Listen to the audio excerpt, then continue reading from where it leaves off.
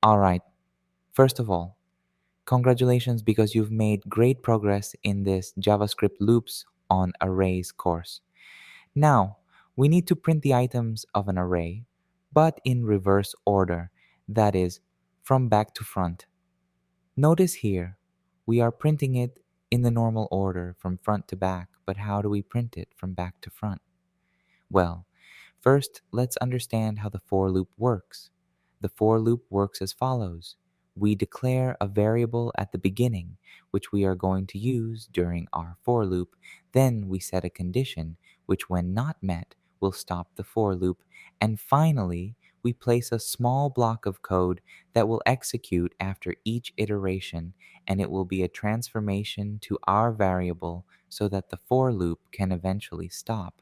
So, how do we use this logic to print the elements from back to front? Well, let's first understand that we usually go from 0 to the last element of the array in this case. So, how do we go from the last to 0? Well, we start in reverse. Instead of starting at 0, it has to start at mySampleArray.length 1. Why? Because remember that the length gives you the total number of elements in an array, but since the index starts at 0, if we have, for example, 100 elements, the indices go from 0 to 99. So in this case, we have to start from array.length 1 to ensure that the element we are going to access is within the array. Perfect. Then we have to set a condition for this for loop to stop at some point. And in this case, I'm going to put that it's greater than or equal to 0. And why do I put greater than or equal to 0? Because I want 0 to be still included.